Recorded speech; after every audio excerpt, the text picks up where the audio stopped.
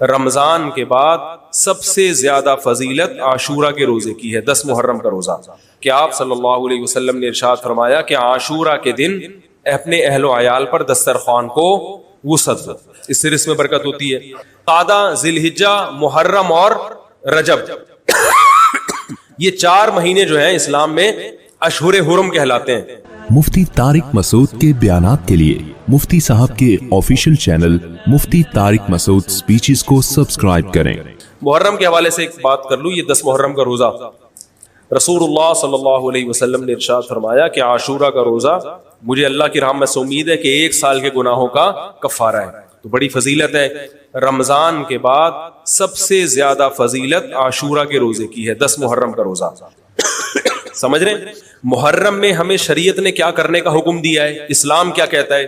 پہلی بات، اسلام یہ کہتا ہے کہ محرم میں روزے رکھنا دوسرے مہینوں کی نسبت زیادہ ثواب ہے۔ رمضان کے بعد تو زیادہ سے زیادہ روزے رکھیں، اور اسپیشلی 10 محرم کا روزہ 1 سال کے گناہوں کا کفارہ ہے، یہ اور زیادہ ثواب ہے۔ پورے محرم نہیں رکھے جاتے، کیا کرنا ہے؟ 10 محرم کا رکھنا ہے۔ حدیث میں آتا ہے کہ آپ نے حکم دیا 2 روزے ملا کے رکھو، کیونکہ یہودی جو تھے وہ 1 روزہ رکھتے تھے، صحیح ہے نا؟ تو یہودیوں سے مشابہت سے بچنے کے لیے ہمیں حکم دیا کہ اس کے ساتھ ایک اور روزہ ملائیں۔ تو علماء یہ کہتے ہیں کہ آج کل یہودی 10 محرم کا روزہ نہیں رکھتے، تو اب مشابہت ختم ہو گئی ہے۔ تو اگر کوئی 9، 10 یا 10، 11 کا رکھ لے تو اچھی بات ہے، نہیں تو صرف 10 محرم کا بھی رکھ لے تو بھی انشاءاللہ پورا ثواب ملے گا، کیونکہ اب اس میں مشابہت رہی نہیں ہے۔ سمجھ رہے ہیں کہ نہیں سمجھ رہے؟ یہ کرنے کا کام ہے۔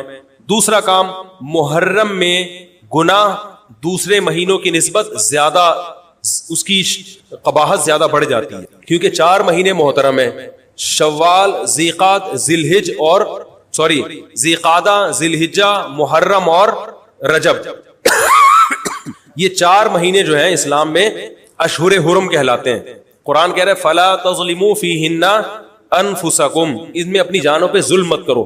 یہ ماتم کرنا بھی تو ظلم ہے نا اپنی جان پہ، تو اللہ نے فرمایا ان 4 مہینوں میں اپنی جان پہ ظلم مت کرو، کسی بھی طرح سے ظلم ہو، جسمانی ظلم ہو، روحانی ظلم ہو۔ جسمانی ظلم ماتم کر کے بھی ہو سکتا ہے، اور انگاروں پہ چل کے بھی ہو سکتا ہے، اپنے آپ کو پیٹ کے بھی ہو سکتا ہے۔ روحانی ظلم کیا ہے؟ گناہ کر کا، تو نہ گناہ کرنے کی اجازت، نہ کسی اور طرح سے۔ عام مہینوں میں بھی ظلم کی اجازت نہیں ہے، نہ اپنے اوپر اور نہ کسی اور پر، تو ان 4 مہینوں میں ظلم کی نوعیت بڑھ جاتی ہے۔ سمجھ رہے ہیں؟ یہ ایک محرم کی فضیلت ہے اسلام میں۔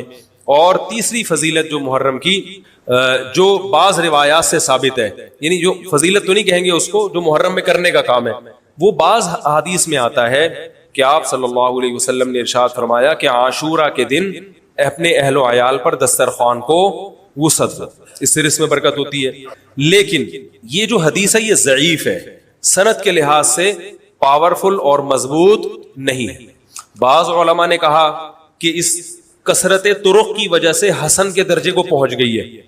ہمارے ہی بعض اکابر علماء کی رائے ہے، علماء جو بر صغیر کے علماء، بڑے بڑے علماء ہیں، میں نام نہیں ذکر کرتا لیکن بہت بڑی اپر لیول کے علماء ہیں، ان کی رائے یہ ہے کہ یہ ضعیف، اتنی ضعیف نہیں ہے کہ بالکل ہی مسترد کر دی جائے، ٹھیک ہے نا، اور تعدد طرق کی وجہ سے درجہ حسن کو پہنچ گئی ہے۔ علامہ ابن تیمیہ رحمہ اللہ تعالی، جن کو سعودی عرب میں بہت فالو کیا جاتا ہے، ان کی رائے اور سلفی علماء کی رائے، جو سعودی عرب کے العثیمین، بن باز وغیرہ تھے، ان کی رائے یہ کہ یہ حدیث بالکل صحیح نہیں ہے، اور اس کی کوئی حیثیت نہیں ہے کہ دسترخوان کو وسیع کیا جائے اور عاشورہ کے دن کھانا کھلایا جائے۔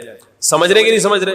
لیکن جو دوسری طرف معتدل علماء، معتدل سے مراد میں ان کو برا نہیں کہہ رہا، لیکن وہ انہوں نے حدیث کی جو، اب اگر آپ سندوں کی تحقیق کریں گے تو اس کو بالکل من گھڑت قرار دینا درست نہیں ہے۔ اگر سندوں کی تحقیق کریں گے تو ایسا معلوم ہوتا ہے کہ علامہ ابن تیمیہ رحمہ اللہ تعالی، جو ہمارے لیے قابل احترام ہے، انہوں نے اس حدیث کو رد کرنے میں تھوڑا مبالغہ سے کام لیا، غلو کیا ہے۔ ایسا نہیں ہے کہ بالکل ہی اس کی کوئی ویلیو نہیں ہے، تو ضعیف روایتیں ہیں لیکن کثرت طرق کی وجہ سے درجہ حسن کو پہنچ گئی ہے۔ سمجھ رہے کہ نہیں سمجھ رہے؟ اس وجہ سے بعض علماء کی رائے، بلکہ جمہور کی رائے یہی ہے کہ محرم میں اگر کوئی اپنے بچوں کو جمع کر کے اچھا کھانا کھلا دیتا ہے 10 محرم کو، اور یہ حلیم شاید یہیں سے نکلا ہے، میں شاید یہیں سے نکلا ہے کہ یوں وہ اچھا کھانا ہو جائے گا، تو وہ کہتے ہیں کوئی حرج نہیں ہے۔ لیکن ایک بات جو دوسرے علماء کہتے ہیں جو میری بھی سمجھ میں آتا ہے, بلکہ میں نے پہلے کہیں پڑھا تو نہیں, میرا دماغ اس طرف گیا, لیکن اس کی تائید میں علماء کے فتاوی مل گئے. دیکھو اگر کوئی حدیث ضعیف ہو یا حسن ہو تو صرف حسن ہونا کافی نہیں ہے, یہ دیکھا جائے گا کہ یہ دوسری صحیح حدیثوں سے ٹکرا تو نہیں رہی ہے. یہ بھی ایک فقہ کا اصول ہے کہ اگر ایک کمزور چیز ہے لیکن وہ طاقتور دلیل سے ٹکرا رہی ہے تو پھر اس کمزور چیز کو بالکل رد کیا جائے گا. تو عاشورہ کے دن روزہ رکھنے کا حکم ہے, یہ بالکل بخاری مسلم کی صحیح حدیث سے ثابت ہے.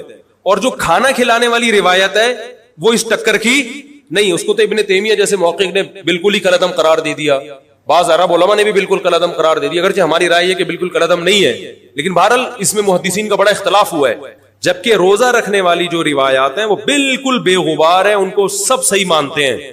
تو کھانا کھلانا اور روزہ جمع بولو بھائی نہیں ہو سکتا, اس لیے کہ اگر وہ روزے کا دن ہے تو کھانے کا دن نہیں ہے, کھانے کا دن ہے تو روزے کا نہیں. ابن تیمیہ رحمہ اللہ تعالیٰ کی رائے یہ ہے کہ بعض لوگوں نے شیعہ کی مخالفت میں غلو کیا ہے. شیعہ نے اس دن کو چونکہ منحوس بنا دیا 10 محرم کو, تو انہوں نے مخالفت میں اس دن کو ایک سیلیبریٹ کرنے کے لیے نا کھانا کھلانے کا حکم دے دیا کہ ہم منحوس نہیں سمجھتے بلکہ اس کا کیا کریں گے اپوزٹ, کہ کھاؤ اور کھلاؤ. تو انہوں نے کہا یہ بھی غلو ہوا ہے. دوسری طرف بھائی منحوس نہیں ہے, مبارک ہے ہماری نظر میں, لیکن اتنا مبارک کہ اس میں کھانا کھلانا اور یعنی عید والا عنصر کھانا کھلانا تو عید کے دن ہوتا ہے نا, تو عید نہیں ہے بہرحال. تو یہ بھی بڑی جاندار بات, اگرچہ یہ عقلی دلیل ہے مگر یہ ایسی نہیں ہے کہ بالکل اس کو کالعدم قرار دے دیا جائے. تو اب علماء نے دونوں حدیثوں کو تطبیق کی کوشش کی علماء نے کہ بھئی کھانا بھی کھلاؤ اور روزہ بھی رکھو, افطاری میں کھلا دو, سحری اور افطاری میں. تو بات یہ ہے کہ افطاری میں اگر آپ کھلائیں گے تو وہ 11 محرم شروع ہو چکی ہوگی, وہ 10 محرم بولو بھائی نہیں رہے گی. دوسرا سحری میں جو کھلانے کا مسئلہ ہے نا, سحری میں تو سحری میں جب ہم کوئی کہتے ہیں نا فلاں دن یہ کام کرنا ہے فلاں دن, تو اس سے لغت میں جو ذہن میں متبادر ہوتا ہے نا وہ دن کا وقت ہے, وہ 3:30 پونے 4 کا وقت نہیں ہوتا. یہی وجہ ہے کہ جو لوگ اس حدیث پر عمل کرتے ہیں عاشورہ والی, وہ دن میں کھانا کھلاتے ہیں, دوپہر کے ٹائم لنچ کرتے ہیں. وہ افطاری میں تو ویسے ہی دسترخوان وسیع ہوتا ہے بھوک کی وجہ سے. ارے بابا وہ تو ویسے ہی بچوں کو جب روزہ رکھا ہوا ہے تو اچھا کھلاؤ, سحری اچھی کراؤ, اور افطاری وہ تو ویسے ہی بھوک کی وجہ سے رمضان میں دیکھو نا کیسے کھلے دسترخوان ہوتے ہیں. تو میں نے بڑی کوشش کی دونوں حدیثوں کو جمع کریں, لیکن تکلف کے بغیر یہ ممکن نہیں ہے. تو فقہ کا ایک اصول ہے کہ جب کوئی بے غبار صحیح حدیث ہوتی ہے اور اس سے ایک اصول ثابت ہو رہا ہے تو اس کے مقابلے میں اگر کمزور روایت آئے گی جو اس سے ٹکرا رہی ہوگی تو اس کمزور روایت کو, اگرچہ وہ موضوع من گھڑت نہیں ہے, لیکن اس کمزور کو اس صحیح حدیث کی مخالفت کی وجہ سے بولو بھائی رد کر دیا جائے. اس لیے میرا نالائق کا موقف یہ ہے, میں بہت نالائق ہوں, میں اتنی بڑی بڑی باتیں کرتا نہیں ہوں, لیکن ساڑی عقلچ یہ چیز آندھی نہیں ہے کہ بھائی جو روزے کا دن ہے وہ بھوکے پیاسے رہنے کا دن ہے, وہ کھانے کھلانے کا نہیں ہے. افطاری میں تو ویسے ہی کھاؤ بھی کھلاؤ بھی. تو اور اس کا نقصان یہ بھی ہوتا ہے کہ لوگوں نے اس کھانا کھلانے کے چکر میں روزے چھوڑ دیے ہیں. سمجھ رہے ہیں, جب حلیم پکے گا تو کون روزہ رکھے گا بھائی, ساری رات گھوٹا لگے گا حلیم کا کہ کل دسترخوان وسیع کرنا ہے, تو پھر روزہ گیا, وہ تو تیل لینے گیا, روزہ کون رکھے گا روزہ. تو وہ حدیث صحیح حدیث کی بالکل اس میں ٹائٹ قسم کی مخالفت ہو رہی ہے, ٹھیک ہے نا. نالائق کی رائے, پھر بھی اگر کوئی دوسرے علماء کی رائے کو فالو کرتا ہے تو وہ کھائے بھی کھلائے بھی. میں کہتا ہوں جو مضبوط چیز ہے اس کو لینا چاہیے, جو کمزور چیز ہے اس کو چھوڑ دینا چاہیے. ہمارے حضرت مفتی رشید احمد صاحب رحمہ اللہ ایک بات کہتے تھے کہ جہاں کھانا کھلانے کی حدیث آئے گی نا وہاں مسلمان اس کو لے ہی لے گا. کھانے پینے کی جہاں بات آئے گی مسلمان کیا کرتا ہے, وہ کہتا ہے بھائی یہ صحیح ہے, یہ بالکل صحیح حدیث ہے, ٹھیک ہے نا. وہ کیا کرتا ہے, جن علماء کی تحقیق ہے وہ تو تحقیق سے کہہ رہے ہیں, لیکن عام پبلک کی عادت یہ ہوتی ہے کہ فتویٰ بھی اسی کا فالو کریں گے جہاں کھلانے کا تذکرہ. تو اب ہمارے کہتے جہاں کھانا کھلانے کی بات آئی مسلمان کہتا ہے بس یہ بالکل صحیح بخاری کی طرز پر, یہ بخاری کی شرط پر ہی ہے. تو بھائی بھوکا رہنا عبادت ہے, بھوکا رہنا سنت ہے. بچوں کو تو ویسے ہی کھلاؤ عاشورہ ہو یا نہیں ہو, اور سحری افطاری کرا دو اچھی سی, روزہ رکھواؤ, اور جو بالکل چھوٹے بچے ہیں وہ تو ویسے ہی کھاتے رہیں. تو اس لیے, اور پھر اس کا نقصان کیا ہو رہا ہے, حلیم کے گھوٹے لگ رہے ہیں پوری پوری رات بیٹھ, اس کے الگ نقصانات ہیں, سبیلیں لگ رہی ہیں. حضرت حسین رضی اللہ تعالیٰ عنہ تو کربلا میں شدید گرمی میں بھوکے اور پیاسے اپنی جان دیتے ہیں, اور یہاں ہم کیا کر رہے ہیں, کھانا کھا رہے ہیں, دیگیں پکا رہے ہیں, شربت پی رہے ہیں. تو یہ بات عقل میں آنے والی نہیں ہے. اور عاشورہ کے دن کی مناسبت سے روزہ ہی ہے, وہ روزہ رکھنے کا دن ہے. اللہ تعالیٰ عمل کی توفیق عطا فرمائے. وما علینا الا البلاغ. تو ہمارا کام کیا ہے, ہم نے فالو کرنا ہے حسین کے راستے کو، نہ کہ حسین کے نام پہ ہم نے ماتم کرنے ہیں۔ حسین کا راستہ کیا ہے جس کو ہم نے فالو کرنا ہے؟ اب میں چند چیزیں آپ کو بتاتا ہوں۔ سب سے پہلا سبق جو ہمیں کربلا میں ملتا ہے کہ عزت اور دین، ایک طرف دنیا ہے۔ دیکھو اگر حضرت حسین رضی اللہ تعالیٰ عنہ ابن زیاد کے ہاتھ پہ جا کے بیعت ہو جاتے، آپ کیا سمجھتے ہو بے تحاشا مال و دولت حضرت حسین پہ خرچ نہیں کرتا کیا وہ؟ جب ایک بڑا آدمی کسی کے ہاتھ پہ بیعت ہوتا ہے تو اس کو بھی تو فائدہ ہوتا ہے نا اس سے۔ اور کیا حضرت حسین کو یقین نہیں تھا کہ کربلا میں شہید ہو جاؤں گا؟ فتح اور نصرت کی اسباب کی دنیا میں کوئی امید نہیں تھی، مگر آپ نے اہل بیت کو کربلا میں رسوا کرنے پر عزت کی موت کو ترجیح دی ہے۔ آج اگر آپ میں یہ ظرف ہے کہ آپ عزت کی موت کو ذلت کی زندگی پر ترجیح دیتے ہو تو پھر آپ حسینی ہو۔ نہیں یہی بات میرا خیال ہے سمجھ۔ سیدنا حسین کی سخاوت کے واقعات ہیں۔ سیدنا حسین باغی نہیں تھے رضی اللہ عنہ۔ پھر جو اہل بیت کا طرز عمل کیا تھا، محرم میں کیا کیا ہو رہا ہے میں آپ کو بتاتا ہوں۔ ان میں سے کوئی بھی عمل نہ ہمیں قرآن سے ملتا ہے نہ صحابہ سے ملتا ہے ہمیں۔ تو ما انا علیہ و اصحابی جو جنتی فرقہ ہوگا اس کی جو علامتیں ہیں، تو جب آپ ان علامتوں کے خلاف چلو گے، صحابہ اور تابعین کو فالو نہیں کرو گے، تو آپ پھر اپنے آپ کو سنی کہنا چھوڑ دو۔ آپ بتاؤ مجھے اسلام میں کوئی مہینہ منحوس ہے؟ بولو نا، کوئی مہینہ منحوس ہے؟ تو آپ محرم کو منحوس کیوں کہتے ہو؟ لوگ مجھے کہتے ہیں مفتی صاحب فرقواریت پھیلا رہے ہیں۔ دیکھو فرقواریت جب پھیلا رہا ہوں جب میں کسی فرقے کے خلاف آپ کو کر رہا ہوں۔ میرے بیان شیعہ لوگ بھی سنتے ہیں، ملتے بھی ہیں، بہت دفعہ ایئرپورٹ پہ ملاقات ہوئی، بڑی عزت سے ملے، میں شیعہ ہوں لیکن آپ سے محبت کرتا ہوں۔ یہاں مسجد میں بھی آتے ہیں، میں نے کبھی کسی پہ طنز نہیں کیا۔ اس لیے میں بار بار کہتا ہوں جو شیعہ کا مذہب ہے اس کو کرنے دو۔ وہ سبیلے لگاتے ہیں، آپ ان کو مت چھیڑو، جا کے تنگ نہ کرو ان کو۔ وہ ماتم کرتے ہیں، آپ ان کو مت چھیڑو۔ وہ نوحے کرتے ہیں، وہ نوحے پڑھتے ہیں، آپ ان کو مت چھیڑو۔ لیکن آپ اپنی پوزیشن واضح کرو کہ آپ شیعہ ہو یا آپ سنی ہو۔ آپ تو ایک طرف ہو جاؤ نا۔ محرم میں اگر آپ مرثیے لگا کے گھوم رہے ہو گاڑیوں میں، اٹ مینز آپ سنی نہیں ہو۔ آپ نبی صلی اللہ علیہ وسلم کی حدیث ہے ہمارے پاس، ہم اہل سنت والجماعت ہیں، ہم سنت کو فالو کرتے ہیں۔ تو سنت کیا کہتی ہے؟ میتوں پہ گریبان چاک کرنا، میتوں پہ چیخ و پکار کر کے رونا۔ آپ نے فرمایا لیس منا، وہ ہم میں سے نہیں ہے۔ اور اس عمل پہ آپ صلی اللہ علیہ وسلم نے لعنت فرمائی ہے۔ لوگ کہتے ہیں حسین کی یاد میں رونا نبی کی سنت ہے۔ نبی صلی اللہ علیہ وسلم کو جب جبریل نے بتایا کہ حسین شہید ہوں گے، آپ روئے، اس لیے کہ اس وقت آپ کو یہ خبر ملی تھی۔ لیکن کیا ہر محرم میں آپ نے رونے کا پروگرام کیا ہے یا صحابہ کو بیٹھ کے باقاعدہ رلایا ہے آپ نے؟ کیا ہو گیا بھائی؟ آپ کو بھی جب کربلا کا واقعہ کی خبر ملی آپ کی آنکھوں میں آنسو آ جائے، یہ نیچرل ہے، یہ حسین سے محبت کی علامت۔ لیکن ہر محرم میں باقاعدہ بٹھا کے رونے کا پروگرام کرنا یہ حسین سے محبت کی علامت نہیں ہے، بلکہ شریعت میں ناجائز ہے یہ غموں کو بڑھانا۔ یہ کہاں سے جائز ہو گیا؟ حضرت عثمان بھی تو شہید ہوئے تھے، نبی صلی اللہ علیہ وسلم کے داماد تھے، ان کی یاد میں آپ رونے کو سنت کیوں نہیں کہتے؟ ہماری نظر میں حسین کا قتل بھی بہت بڑا ظلم اور سیدنا عثمان کا قتل بھی بہت بڑا ظلم تھا۔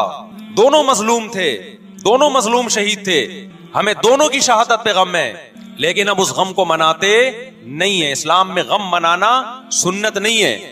دیکھو جعفر طیار رضی اللہ عنہ، نبی کے چچا زاد بھائی، اہل بیت، جب آپ صلی اللہ علیہ وسلم نے ان کو لڑائی کے لیے میدان جنگ میں بھیجا، رومیوں سے لڑائی تھی، حضرت جعفر طیار کی 4 بیویاں تھیں۔ جب نبی صلی اللہ علیہ وسلم مسجد نبی میں بیٹھے، آپ کو فرشتوں نے اطلاع دی کہ جعفر طیار شہید ہو گئے۔ آپ صلی اللہ علیہ وسلم کی آنکھوں سے آنسو، یہ آنسو اس وقت نکلے جب عین شہادت کی اطلاع ملی ہے۔ اس وقت آنسوؤں کا نکلنا محبت کی علامت ہے۔ آپ نے صحابی رسول کو بھیجا کہ جاؤ آپ کی زوجات کو، بیویوں کو جا کے خبر دو کہ جعفر طیار شہید ہو گئے۔ کیا قربانی تھی صحابہ کی! آپ ایسے جوان تھے جعفر طیار، خوبصورت جوان۔ غزوہ بدر میں جب مشرکین مکہ نے یہ نعرہ لگایا کہ حل میں مبارز، 3 سردار آئے، انہوں نے کہا پہلے تمہارے اندر سے 3 بہادر آئیں، ہم سے لڑیں۔ دیکھو عربوں میں یہ ہوتا تھا کہ جب جنگ کے لیے 2 فوجیں آمنے سامنے کھڑی ہوتی تھی تو پہلے دونوں طرف کے بہادر ترین لوگوں کی لڑائیاں ہوتی تھیں کہ جب تک دونوں میں سے ایک قتل نہیں ہوگا لڑائی شروع نہیں ہوگی۔ تو آپ کو پتا ہے کہ اس میں بہادر ترین لوگ نکلیں گے نا جو لڑنا جانتے ہوں۔ مشرکین مکہ کی طرف سے 3 یا 4 بڑے بڑے سردار آئے لڑائی سے پہلے، بدر میں لڑائی سے پہلے، انہوں نے نعرہ لگایا حل میں مبارز، کوئی ہے تم میں جو پہلے ہم سے لڑے؟ یعنی ادھر سے ہم 3 ہیں تو ادھر سے بھی کتنے چاہیے؟ 3 بندے. ادھر سے انصار صحابہ آئے. مشرکین مکہ نے کہا لیسو باکفائنا، یہ ہمارے جوڑ کے نہیں ہیں، قریشی ہاشمی چاہیے، ہمیں ہمارے نسب کے لوگ ہونے چاہیے. تو ادھر سے نبی صلی اللہ علیہ وسلم نے حضرت علی کو بھیجا اور حضرت جعفر طیار کو بھیجا. جن صحابہ کو بھیجا ان میں حضرت جعفر طیار بھی تھے. حضرت جعفر طیار رضی اللہ تعالیٰ عنہ اور سیدنا علی مقابلے میں غالب آ گئے. خوبصورت صحابی. نجاشی کے سامنے آپ نے تقریر کی ہے، ہجرت کی ہے نا جب حبشہ کی طرف، تو نجاشی نے پوچھا جعفر طیار سے کہ تمہارے پیغمبر جو کلام لے کر آئے ہیں وہ سناؤ. حضرت جعفر طیار رضی اللہ تعالیٰ عنہ نے سورہ مریم پڑھنا شروع کر دی. کاف ہا یا عین صاد ذکر رحمت ربک عبدہ زکریا اذ نادى ربہ نداء خفیا قال رب انی وہن العظم منی واشتعل الرأس شیبا ولم اکن بدعائک رب شقیا وانی خفت الموالی من ورائی وکانت امراتی عاقرا فہب لی من لدنک ولیا. ایسی حضرت مریم اور عیسیٰ ابن مریم کی سیرت کو سورہ مریم میں بیان کیا حضرت جعفر طیار نے کہ نجاشی روتے روتے اس کی داڑھی تر اور جتنے پادری بیٹھے تھے سب کی داڑیاں تر ہو گئی روتے روتے. تو یہ تقریر جو نجاشی کے اسلام کا سبب بنے، بادشاہ کو مسلمان کرنے والے کون تھے؟ حضرت جعفر طیار. اور آپ کے چھوٹے چھوٹے بچے، 4 جوان بیویاں ہوں، چھوٹے چھوٹے بچے ہوں، اور ایسے میں میدان جنگ میں لڑتے ہوئے شہید ہو جائیں تو پیغمبر اور صحابہ پہ کیا قیامت ٹوٹی ہوگی. لیکن ہمارے نبی صلی اللہ علیہ وسلم کی آنکھوں سے کیا تھے؟ صرف آنسو موتی کی طرح ٹپک رہے تھے. اور آپ صحابہ کو اطلاع دے رہے تھے کہ جعفر طیار شہید ہو گئے اور جاؤ ان کے گھر والوں کو بتا کے آ جاؤ. کتنی بڑی قربانی ہے یا نہیں ہے؟ جب خبر دینے والا آپ کی ازواج کو بتا کے آیا کہ جعفر طیار شہید ہو گئے تو آپ کے گھروں سے خواتین کے رونے کی آوازیں آئیں. آپ صلی اللہ علیہ وسلم نے فرمایا ان سے بولو کہ اپنی آواز کو پست کرو. پھر چیخو پکار کی آواز آئی تو آپ نے فرمایا کہ اگر دوبارہ چیخو پکار کی آواز آئے تو ان کے منہ پہ خاک پھینک دو. وہ شہید کی بیوہ تھیں اور شہید بھی کتنے مقدس، ان کو بھی نبی صلی اللہ علیہ وسلم نے نوحہ کرنے کی اجازت نہیں دی. اس دن جس دن غم پہنچا ہے اس دن بھی چیخو پکار کی اجازت نہیں دی ہے. تو آپ بتاؤ اگلے سال اس تاریخ کو چیخو پکار کی کیسے اجازت مل جاتی؟ نہیں آئی میرا خیال ہے بات سمجھ میں. جب غم پہنچا ہے اس وقت چیخنے چلانے کی اجازت نہیں ہے. چھوٹے چھوٹے یتیم بچے حضرت جعفر طیار کے، چھوٹے چھوٹے یتیم بچے، کتنا غم ہوتا ہے جب چھوٹے چھوٹے بچے، ان کا باپ دنیا سے چلا جائے، کتنا ترس آتا ہے ان کے اوپر. تو ہمارے نبی کو بھی ان یتیم بچوں پہ بھی ترس آیا، ان بیواؤں پہ بھی ترس آیا. لیکن نہ نبی صلی اللہ علیہ وسلم چیخو پکار کر کے خود روئے اور نہ آپ نے ان کی ازواج کو رونے کی اجازت دی ہے. سمجھ میں نہیں آ رہی میرا خیال ہے بات. میرا مقصد شیعوں پہ طنز کرنا نہیں ہے، ان کا جو مذہب ہے ان کو اس پہ چلنے دو. میرا مقصد ہے آپ اپنی پوزیشن واضح کرو کہ آپ ادھر ہو یا ادھر ہو. کسی کو تنگ مت کرو، نہ کسی پہ فتوے لگاؤ کفر اسلام کے، نہ کسی کو جہنمی قرار دو. اپنی پوزیشن آپ فیصلہ کرو کہ آپ اگر ادھر جانا ہے تو پورے ادھر چلے جاؤ. پھر یہ آدھا تیتر آدھا بٹیر والا معاملہ مت کرو. وہ ان کا مذہب ہے بھائی. ان کے علماء ان کو بتاتے ہیں کہ محرم میں کالے کپڑے پہننے ہیں، محرم میں ماتم کرنا ہے، محرم میں کو منحوس سمجھنا ہے، اس میں شادی بیاہ نہیں کرنا. ان کے علماء ان کو بتاتے ہیں، ان کو چلنے دو اس پر. دنیا میں بہت سے فرقے ہیں، بہت سے مذہب ہیں. ہم کسی کو نہ ختم کر سکتے ہیں نہ کسی کے خلاف نفرت پیدا کر سکتے ہیں. اس سے کوئی چیز حاصل نہیں ہوگی. کسی سے نفرت کرنے کی ضرورت نہیں، کسی پہ فتوے لگانے کی ضرورت نہیں. لیکن آپ کو اپنی پوزیشن واضح کرنی پڑے گی کہ میں کہاں کھڑا ہوا ہوں. اگر آپ سنی ہو تو پھر اہل سنت والجماعت صحابہ تابعین کو فالو کرتے ہیں، حدیث کو فالو کرتے ہیں. اور حدیث میں ہمیں ماتم کرنا، نوحہ کرنا، گریبان چاک کرنا اس کی پرمیشن نہیں ہے، بلکہ اس سے روکا گیا ہے. اس عمل کو حرام اور ناجائز قرار دیا گیا ہے. بات آ رہی ہے سمجھ میں؟ باقی جو شیعہ حضرات کرتے ہیں، ہمارے دوست ہیں شیعہ، میں مذاق میں نہیں کہہ رہا، ملتے ہیں ہم سے. میں کبھی ان سے مذہب کے ٹاپک پہ بات نہیں کرتا، نہ ان کو کبھی چھیڑتا ہوں کہ آپ یہ کیوں کر رہے ہو، یہ کیوں نہیں کر رہے. بھائی اس کا مذہب ہے، وہ اس کا فرقہ ہے، جو کرنے دو اس کو. ہم نہیں کرتے کیونکہ ہم اہل سنت والجماعت میں. سمجھ میں آ رہی ہے بات کہ نہیں آ رہی؟ پھر ربیع الاول کا مہینہ آئے گا، اس میں بھی آپ اپنی پوزیشن واضح کرو کہ آپ ادھر ہو یا ادھر ہو. 2 فرقے ہیں، دیوبندی بریلوی. میں نہیں کہہ رہا کہ کون جنتی کون جہنمی، لیکن بر صغیر میں جن کو دیوبندی کہا جاتا ہے وہ نظر و نیاز تیجے 40 کے قائل بولو نہیں. ان کی کتابوں میں لکھا ہوا ہے، وہ اس کے قائل نہیں. اگر کوئی بزرگ ان میں قائل گزرا بھی ہے تو وہ اس کا ذاتی تفرد ہے، اس کو علماء نے فالو نہیں کیا، اس کو ان کی اجتہادی غلطی قرار دیا. ربیع الاول میں جلوس نکالنا یا مزار بنانا یا مزاروں پہ جانا اس نیت سے کہ وہاں جا کے ہم کوئی قوالی پڑھیں گے یا کچھ بھی، ہمارے ہاں قبرستان جانا صرف اس لیے ہے کہ آخرت کی یاد تازہ ہو، بس اس کے علاوہ اور کوئی کانسیپٹ نہیں ہے. ہمارے ہاں قبر ایک بالش سے زیادہ اونچی بنانا جائز بولو نا نہیں ہے، قبر پکی کرنا جائز نہیں ہے، دیجے 40 میں کرنا جائز بولو نہیں. آج ایک صاحب آئے کہنے لگے میری ساس کا 40واں ہے، فجر میں کہنے لگے مجھے، کہہ رہے میں نہیں گیا تو بڑا مسئلہ ہو جائے گا. میں نے کہا بھائی ایک فیصلہ کرو، گرین چینل یا وائٹ چینل، ایک طرف ہو جاؤ بھائی، کیونکہ وائٹ چینل میں یہ جائز نہیں ہے، نہ 40واں نتیجہ ہے. اب لوگ مذاق اڑاتے ہیں مر گیا مردود نہ فاتحہ نہ درود، بھائی کچھ بھی کہتے رہو تو پھر پورے ادھر کو ہو جاؤ، یا تو پورے وائٹ ہو جاؤ یا پورے کیا ہو جاؤ، پورے گرین ہو جاؤ. پھر تیجا بھی کرو، 40واں بھی کرو، برسی بھی کرو، اور پھر اس کے بعد جھنڈے بھی لگاؤ ہرے رنگ کے. میں نہیں کہہ رہا دیوبندی صحیح ہے یا بریلوی صحیح ہے، دیکھو میں یہ بحث نہیں کر رہا، میری بات کو غلط نہ لے کے جانا. میں کہہ رہا ہوں آپ اپنی پوزیشن واضح کرو، صحیح غلط تو اگلا مرحلہ ہے. آپ کیا ہو، آپ کو تو یہی نہیں پتا چل رہا. آپ ربیع الاول میں ہرے جھنڈے لے کے گھوم رہے ہو، رمضان میں آپ وائٹ چینل بنے ہوئے ہو، محرم میں آپ بلیک چینل بنے ہوئے ہو، تو پتہ ہی نہیں چل رہا تو ہے کیا بھائی. جب 73 فرقوں میں ایک جنتی ہے تو ایک کو فالو کرو نا جس کو جنتی سمجھتے ہو. اگر آپ سمجھتے ہو کہ بلیک چینل یا شیعہ فرقہ جنتی ہے تو پورے شیعہ ہو جاؤ بھائی. اگر آپ سمجھتے ہو بریلوی فرقہ جنتی ہے تو پورے بریلوی ہو جاؤ. تو جس کو سمجھتے ہو وہ بن جاؤ، لیکن پورے بنو، ادھورے مت بنو، آدھا آدھا نہ لو. بات سمجھ میں آ رہی ہے؟ میں پھر بتا رہا ہوں، نہ میں کسی کو جنتی کہہ رہا ہوں نہ جہنمی. میں یہ نہیں کہہ رہا دیوبندی جنت میں جائیں گے یا بریلوی جائیں گے یا شیعہ جائیں گے، یہ تو اللہ فیصلہ کرے گا. ہم تو وہ کریں گے جو ہماری کھوپڑی میں آ رہا ہے. ہماری کھوپڑی میں یہ آ رہا ہے کہ جس کو بھی کرو تو ایک کو کرو پورا، تاکہ ایک طرف ہو جاؤ. آدھے تیتر آدھے بٹیر مت بنو آپ، اور دوسرے کو چھیڑو بھی نہیں، چھیڑنے کی بھی ضرورت نہیں ہے. کوئی جو کر رہا ہے کہ بھائی اس کا مذہب ہے. دیکھو ہندو مندر میں جاتا ہے نا، ہماری رائے کے مطابق صحیح کر رہا ہے غلط کر رہا ہے، غلط کر رہا ہے، لیکن ہم چھیڑتے ہیں کیا؟ اسلام نے اجازت دی اس کو چھیڑنے کی کہ ہندو جا رہا ہے اس کو پکڑ کے لا کیوں جا رہا ہے بھائی؟ اسلام بولا ہے بھائی لکم دینکم ولی دین، تمہارے لیے تمہارا دین، ہمارے لیے ہمارا دین. لا اکراہ فی الدین، دین میں زبردستی نہیں ہے، جو کر رہا ہے اس کو کرنے دو. تبھی اسلامی تاریخ میں کوئی ایک مندر بھی ہمارے علم میں نہیں ہے کہ اس میں ہندوؤں پہ پابندی لگی ہو کہ مندر نہیں جا سکتے. جب تک اسلامی حکومتیں رہی ہیں، ہندوستان میں 1000 سال مسلمانوں نے حکومت کی ہے. اگر ہندوؤں کو مندر جانے سے روک دیتے تو آج یہ مندر ختم ہوتے. اسلامی حکومت جب ختم ہوئی ہے تو بھی مندر لاکھوں کی تعداد میں مندر تھے. اسلام مسجد جانے کا حکم دیتا ہے یا چرچ جانے کا؟ بولو مسجد. چرچ جانے کو غلط سمجھتا ہے کیونکہ وہاں غیر اللہ کی، عیسیٰ ابن مریم کی عبادت ہو رہی ہے. لیکن کیا اسلام آپ کو پرمیشن دیتا ہے کہ کوئی عیسائی چرچ جا رہا ہو تو آپ اس کو روکو کہ تو کیوں جا رہا ہے بے مسجد میں آ؟ اجازت دیتا ہے؟ یا اسلام یہ کہتا ہے کہ اس سے بدتمیزی شروع کر دو آپ؟ بولو کیا ہو گیا؟ آپ کو سبق یاد کرا رہا ہوں میں، بدتمیزی شروع کر دو. یا اسلام یہ اجازت دیتا ہے کہ اس سے اچھا سلوک نہ کرو؟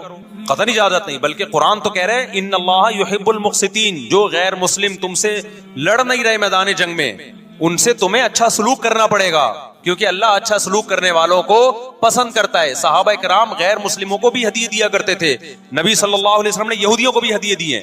تو جو مذہب اسلام کی طرف منسوب نہیں ہے، جب ہمیں ان سے اچھے سلوک کا حکم ہے، تو جو مذہب اسلام کی طرف منسوب ہیں، قطع نظر اس سے کہ وہ اس دعوے میں سچے ہیں یا جھوٹے، یہ تو بحث ایک الگ ہے، لیکن نسبت کس کی طرف کر رہے ہیں؟ اسلام کی طرف. تو ہمیں ان سے بدتمیزی بدسلوکی کی کہاں سے اجازت ہوگی؟ تو میں نہیں کہہ رہا کہ آپ شیعہ بریلویوں سے دشمنی کرنا شروع کر دو، ان کی دعوتیں اٹینڈ نہ کرو، ان سے کاروبار چھوڑ دو، یا ان کو جا کے تنگ کرو، کیوں سبیل لگا کے بیٹھے ہو، کیوں ماتم کر رہے ہو. یہ کام مت کرو آپ. ہمارا ملک اس فرقہ واریت کا متحمل نہیں ہے، سے فساد پھیلتا ہے. لیکن اپنی پوزیشن آپ واضح کرو. ایک لکیر ہے آپ کھینچ دو. اگر کوئی شخص آپ کے سامنے صحابہ کو برا بھلا کہتا ہے، آپ بولو بھائی یہ میری باؤنڈری کیا ہو رہی ہے؟ کراس. میرے سامنے آپ کو ان بزرگوں کے خلاف بولنے کی اجازت نہیں ہے جن سے مجھے عقیدت ہے. اگر یہ کام آپ نے کیا تو ہماری اور آپ کی راہیں الگ الگ. آپ کا جو مذہب ہے بھائی، آپ بند کمرے میں، آپ کے امام بارگاہ میں، آپ کے مسجدوں میں، یا جہاں بھی ہے وہ آپ کا نجی معاملہ ہے. ہمارے سامنے آپ نے کوئی ایسی بات نہیں کرنی جو ہمارے عقیدے کے خلاف. تو آپس میں دوستی رہے گی. اب دیکھو عیسائی آپ سے ملتا ہے، آپ گپ شپ کرتے ہو، کھانا کھاتے ہو، لیکن عیسائی بار بار بولے میں آپ کے نبی کو نہیں مانتا، میں آپ کا نبی. آپ بولے گا بھائی تو نہیں مانتا تو ہم نے کب کہا کہ مان تو، لیکن میرے سامنے بار بار کیوں کہہ رہے کہ میں تیرے نبی کو نہیں مانتا؟ یہاں سے آپ کی اس کی دوستی کیا ہو جائے گی؟ پھر ختم. تو غیر مسلموں کو بھی دو قسمیں، کسی بھی مسلک کے لوگوں سے ملو، کسی بھی فرقے کے لوگوں سے ملو، کوئی جھگڑا نہیں، کوئی بحث نہیں، ایک دوسرے کو کھانا بھی ہے، ایک دوسرے سے ایک دوسرے کو کھلانا بھی ہے, ایک دوسرے سے کھانا بھی ہے, ایک دوسرے کی دعوتوں میں بھی شرکت کرنی ہے. جہاں مذہب کا معاملہ آئے تو پھر آپ کسی سے بحث نہ خود کرو نہ کسی کو کرنے کی اجازت. اگر کوئی کچھ سیکھنا چاہتا ہے تو آپ بولو بھائی علماء کے پاس آ جاؤ, آپ کو کوئی اشکال ہے تو ہم وہاں آپ کا اشکال حل کر دیں گے. اس سے آگے بڑھنے کی کوشش بولو مت کرو, اس سے ملک میں امن ہوگا. باقی فرقے ہمیشہ سے ہیں بھائی, آج کوئی نئے تھوڑی ہیں, اور یہ ہمارا کام تھوڑی ہے فرقے ختم کرنا. یہ تو عیسیٰ ابن مریم جب نازل ہوں گے, حضرت مہدی آئیں گے, وہ تلوار کی طاقت سے ختم کریں گے, ان کے پاس یہ اتھارٹی ہوگی کہ وہ فرقوں کو ختم کریں. آپ نے یہ کرنا ہے کہ دوسرے کے مسلک کو چھیڑنا نہیں ہے اور اپنا چھوڑنا نہیں ہے. مسئلہ آپ کے ساتھ یہ ہو رہا ہے کہ دوسرے کو چھیڑ بھی رہے ہو اور اپنا چھوڑ بھی رہے ہو, دونوں الٹے کام کر رہے ہو. ایک طرف بحث کر رہے ہوتے تم ایسے, اور دوسری طرف وہی بنے ہوئے ہوتے تھوڑے دنوں میں جا کے. ہاں وہ بتا رہا ہوں, وہ نظر و نیاز والی نہیں, وہ سب کو پتا ہے. ہاں ایسی دعوت نہ ہو جس میں بدعت کی تائید ہو. تو آپ جو کر رہے ہو نا وہ یہ کر رہے ہو, دوسرے کو چھیڑ بھی رہے ہو, جس سے ملک میں بدامنی پھیل رہی ہے. تقریریں سنو, شیعہ ایسے, بریلوی ایسے, دیوبندی ایسے, اہل حدیث ایسے, تقریروں سے کیا پھیل رہی ہے؟ نفرتیں. اور پھر محرم میں آپ خود شیعہ بنے ہوئے ہوتے ہو, ربیع الاول میں آپ گرین چینل بنے ہوئے ہوتے ہو, اور رمضان میں آپ وائٹ چینل بنے ہوئے ہوتے ہو. سعودی عرب میں سارے وائٹ ہو جاتے ہیں جا کے. سعودی عرب جو بھی جاتا ہے سارا وائٹ چینل. پیغمبر کی قبر پہ کوئی دھمال نہیں, کوئی قوالیاں نہیں, وہاں کھڑے ہوں گے تمیز سے سلام پیش کر کے آگے نکل جائیں. وہاں کوئی چیخو پکار نہیں, وہاں جا کے سارے کیا ہو جاتے ہیں؟ وائٹ, کیونکہ وہاں حکومت کا ڈنڈا ہے. تو گورنمنٹ کے پاس تو یہ اختیار ہے بھائی ڈنڈا چلائے, ہمارے پاس یہ اختیار.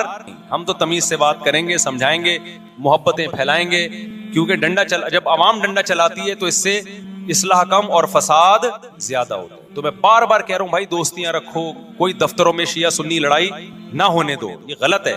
محبتیں پھیلاؤ لیکن مسلک کو چھوڑنا نہیں ہے. جب کوئی آپ سے کہے محرم میں یہ کام کرو, بولو بھائی ہم چونکہ اہل سنت والجماعت میں سے ہیں, ہم چونکہ سنی ہیں, لہذا ہمارے ہاں کوئی مہینہ ہمارے مذہب کے مطابق منحوس نہیں. پھر کوئی آپ کو اصرار کرے نہیں یہ, آپ بولو بھائی ہم تم پہ اپنا مسلک تھوپ رہے ہیں کیا؟ تم جلوس نکالتے ہو, تم ماتم کرتے ہو, ہم تو نہیں تمہیں روکتے آ کے, بلکہ گورنمنٹ تمہیں تحفظ دیتی ہے, سیکیورٹی دیتی ہے گورنمنٹ تمہیں. تو جب ہم اپنا مسلک تم پہ نہیں تھوپتے تو تم اپنا مسلک ہم پہ کیوں تھوپ رہے ہو بھائی؟ تو ہم محرم میں بھی شادی کریں گے, ربیع الاول میں بھی کریں گے, سفر میں بھی کریں گے, رمضان میں بھی کریں گے. ہم نے تو 4 کرنی ہے. ہم مہینوں کے حساب سے شروع کر دیں تو پھر ہمارے تو بڑے مسئلے ہو جائیں گے بھائی. سمجھ میں آ رہی ہے بات کہ نہیں آ رہی؟ حضرت جعفر طیار اہل بیت میں سے تھے, کتنی زوجات تھیں؟ 4 تھیں. حضرت علی کی کتنی تھیں ایک وقت میں؟ حضرت فاطمہ کے دنیا سے جانے کے بعد 4 تھیں. یہ بھی ہے سنت میں, نکاح کو فروغ دو, یہ اہل بیت کا طریقہ ہے تاکہ سوسائٹی میں زنا کم ہو, بیوہ طلاق یافتہ عورتوں کو ٹھکانہ ملے. خیر, تو اب میں بات سمیٹ کے ختم کر رہا ہوں. لوگ کہتے ہیں محرم میں ہم نکاح کیوں کریں بھائی؟ فرض واجب تو نہیں ہے نا, چلو حرام نہیں ہے لیکن فرض بھی تو نہیں ہے نا. لوگ یہ بھی کہتے ہیں. دیکھو جب قرآن نے کسی چیز کو حلال قرار دیا ہو نا تو قرآن اس کو پسند نہیں کرتا کہ آپ عملاً اس کو حرام کر دو. دیکھو مشرکین مکہ کیا کرتے تھے, بتوں کے نام پہ جانور چھوڑتے تھے, پھر ان کا گوشت نہیں کھاتے تھے. اللہ نے فرمایا کہ تم نے خدا کی حلال کردہ چیز کو کیسے حرام کر دیا تم نے؟ نبی صلی اللہ علیہ وسلم نے قسم اٹھائی میں شہد نہیں کھاؤں گا. آپ نے فرمایا لما تحرم ما احل اللہ لک, اے نبی جو چیز اللہ نے آپ کے لیے حلال کر دی آپ کیسے اپنے اوپر حرام کر رہے ہیں؟ اس سے پتہ چلتا ہے کہ اگر آپ محرم میں نکاح کرنا چاہتے ہیں لیکن آپ یہ سوچ کے ڈیلے کر دیتے ہیں کہ بھائی اس مہینے میں لوگ نکاح کو برا سمجھتے ہیں, تو یہ ڈیلے کرنا آپ کے لیے ناجائز ہوگا. کیونکہ لما تحرم ما احل اللہ لک, اللہ نے جس چیز کو تمہارے لیے حلال کیا تم نے کس دلیل کی بیس کے پر اپنے اوپر پابندی لگائی ہے اس پر؟ ایک تو ہے نا کسی کو شادی کا خیال ہی سفر میں آ رہا ہے, ربیع الاول میں آ رہا ہے, وہ تو ایک الگ بات ہے, لیکن اس کا نکاح محرم میں ہونا تھا, صرف محرم کی وجہ سے وہ ڈیلے کر رہا ہے کہ جی میں ربیع الاول میں لے کے جاؤں گا. یہ ڈیلے کرنا قرآن و سنت پہ زیادتی ہے یا نہیں ہے؟ یہ اللہ کے حلال کو عملاً حرام کرنا ہے یا نہیں ہے؟ نہیں ہے بات سمجھ میں. پھر اگر کوئی شیعہ آپ سے کہتا ہے کہ بھئی آپ ہمیں چھیڑنے کے لیے یہ کام کر رہے ہو, آپ بولو نہیں بھائی ہم آپ کو چھیڑنے کے لیے نہیں کر رہے, آپ کا مسلک ہے, آپ اس پر عمل کریں, ہمیں اس پہ کوئی اعتراض نہیں ہے. لیکن ہم کس کے پر عمل کریں گے؟ ہم اہل سنت والجماعت ہیں. کتنے صحابہ ہیں, خود نبی کی نکاح محرم میں ہوا ہے. اور ویسے بھی ہمارے ہاں شہادت ایک منحوس عمل نہیں ہے, شہادت ایک مبارک عمل ہے. 10 محرم پہلے سے فضیلت والا دن تھا, محرم پہلے سے فضیلت والا مہینہ تھا. حسین ابن علی کی شہادت سے اس مہینے کے تقدس کو 4 چاند لگ گئے اور مقدس ہو گیا یہ مہینہ. یہ کیسی بات ہے جو شہادت کا دن ہو ہم اس کو منحوس قرار دے دیں؟ بھائی ہمارا یہ جگرا نہیں ہے. سمجھتے ہو کہ نہیں سمجھتے ہو؟ تو اس لیے محرم میں اگر کسی نے نکاح کرنا ہے اس کو ڈیلے مت کرو میرے بھائی. لوگ کہتے ہیں فرض تو نہیں ہے نا. آپ اگر اس کے نحوست منحوس ہونے کی وجہ سے ڈیلے کر رہے ہو تو پھر آپ پہ فرض ہوگا کرنا. کیوں؟ اس آیت کی روشنی میں لما تحرم ما احل اللہ لک. اے نبی جس چیز کو اللہ نے حلال قرار دیا آپ کس دلیل کی بیس پہ اس کو اپنے اوپر حرام کرتے ہیں؟ سمجھتے ہو کہ نہیں سمجھتے؟ تو اسی طرح یہ جو باقی کام محرم میں ہو رہے ہیں، مرثیے سن رہے ہیں لوگ، نوحے سن رہے ہیں، رکشے والوں نے بھی لگائے ہوئے ہیں، تو بھائی شیعہ حضرات کا مسئلہ کہ ان کو کرنے دو، آپ یہ عمل مت کرو. اگر آپ سنی ہو تو پھر اہل سنت والجماعت کے ہاں میتوں پہ رونے کے مرثیے یہ جائز نہیں ہے، کیونکہ اس سے غم بڑھتا ہے. ہمارے نبی نے جعفر طیار رضی اللہ عنہ کی زوجہ کو، جن کا حقیقی غم تھا اس وقت، ان کو نہیں رونے دیا، تو ہمیں کیسے آپ صلی اللہ علیہ وسلم چیخو پکار کی اجازت دیں گے؟ اسی طرح محرم میں سبیلیں لگانا، اس کی بھی کوئی دلیل نہیں ہے. سیدنا حسین ابن علی تو پیاس ظلم سے شہید ہوئے. وہ ایک طرف آپ کہتے ہیں وہ پیاسے تھے، ان کو پانی نہیں ملا، دوسری طرف آپ اس دن میں لوگوں کو پانی پلا رہے ہیں، تو اس کی لاجک بھی نہیں بنتی کوئی. اسلام نے 10 محرم کو روزے کا دن قرار دیا. روزہ اور سبیل جمع نہیں ہو سکتے. سمجھتے ہو کہ نہیں سمجھتے؟ آپ کہہ سکتے ہیں کسی کو پانی پلانے پر کون پابندی لگا سکتا ہے؟ پانی پلاؤ بھائی پورے سال، اسپیسیفک ان دنوں میں کیوں پلا رہے ہیں آپ؟ تو جو شیعہ حضرات ہیں ان کا مسلک ہے، ان کو کرنے دیں. میں بار بار اس لیے کہہ رہا ہوں ایسا نہ ہو چھیڑ چھاڑ شروع کر دے جا کے. پہلے ہی ملک میں لڑائیاں بہت ہو رہی ہیں، دوبارہ ایک نئی جا کے بتا یہاں بھی سبیل لگی ہوئی ہے، جا کے ان کو چھیڑنا شروع کر دو. سبیل کیوں لگا؟ چھیڑنے کی اجازت نہیں ہے کسی کو. آپ نہ لگائیں نہ پیئیں. بولے بھائی ہمارے لیے محرم ایسا ہے جیسے صرف دوسرے مہینے ہوتے ہیں، 4 مہینے محترم ہے، محرم، رجب، ذیقعدہ، ذی الحجہ. تو جتنا ذیقعدہ ذی الحجہ ہے اتنا ہی محرم اور رجب ہے. تو جیسے ان مہینوں میں نارمل رہتے ہو اسی ان میں بھی ہم نے ایسے ہی رہنا ہے. سمجھتے ہو کہ نہیں سمجھتے ہو؟ اور حلیم کی دیگیں مت پکاؤ محرم کی راتوں. حلیم کھا سکتے ہو جب چاہو، اس خاص ان دنوں میں. اور ویسے بھی جو لوگ پوری رات حلیم کے دیگڑے میں گھوٹے لگاتے ہیں صبح روزہ نہیں رکھتے. کیا خیال ہے جب آپ پوری رات دیگڑے میں گھومتے رہو گے؟ دیکھا نہیں یہ پوری رات دیکھ کے اندر گھومتے رہتے ہیں جیسے موت کے کنویں میں نہیں بائک چلاتا بندہ، تو صبح روزہ رکھے گا ایسا آدمی؟ تو یہ ساری چیزیں آپ کو اس کام سے روکتی ہیں جو سنت سے ثابت. تو اللہ تعالی ہمیں محرم میں وہ کچھ کرنے کی توفیق عطا فرمائے جس کی ہمیں اللہ، اس کے رسول اور صحابہ نے پرمیشن دی ہے، اور ان تمام باتوں سے اللہ ہمیں بچنے کی توفیق عطا فرمائے جس سے اللہ، اس کے رسول اور صحابہ نے ہمیں بچنے کا حکم دیا ہے. اللہ تعالیٰ سمجھنے کی، عمل کی توفیق عطا فرمائے. وما علینا الا البلاغ.